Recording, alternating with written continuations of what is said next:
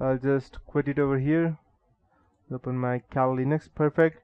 So I'll just type the harvester D, and over here will be the URL. So I'll just type google.com L 300 B Google, and I'll just hit enter.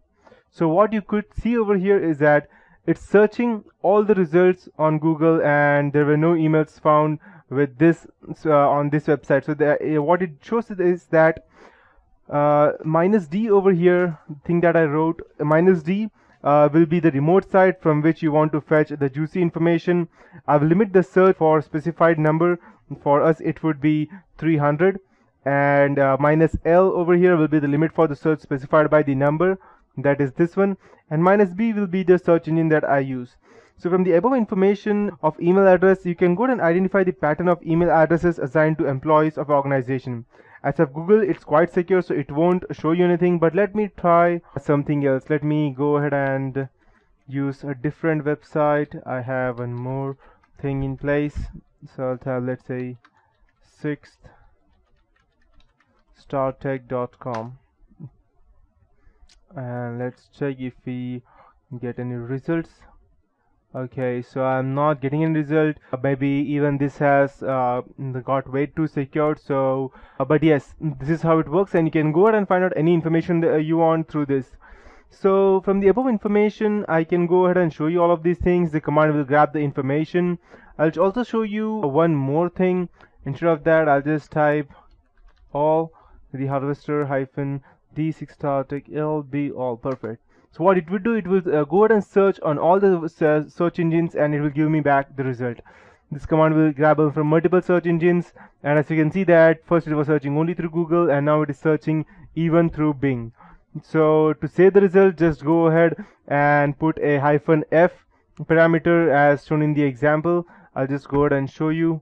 Okay, so there were no email IDs found for over here. I'll just, and just in case, all, and I'll type -f, and I'll type pen test. So just in case you go ahead and find any email IDs over there, you can just go ahead and type it over here like this, and it will be saved in the pen test directory. And -f means that you are asking it to save it in a specific folder. As you can see, it was error creating file because there was nothing found. But let me see if the file was created or not. So I just need home view tree. Okay, perfect. Okay, as you can see, we have appendix HTML, and yes, there is nothing over here as of now because we are not able to find any information.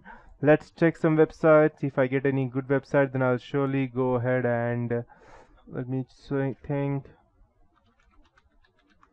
Microsoft, and I'll go ahead and search the same for Microsoft.com because probably or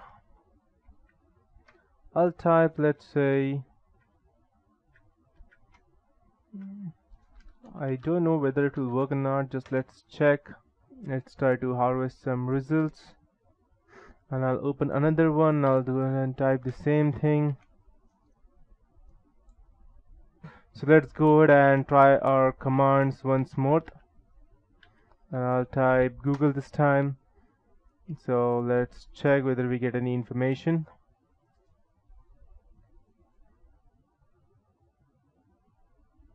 I should probably get perfect.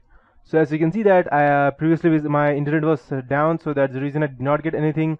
And you can see that I only searched this in Google, and I got these many email IDs from that. So it's quite easy for you to understand that what would be the email IDs and what they could give things out. So let's go ahead and check for google.com if we are able to get anything for Google.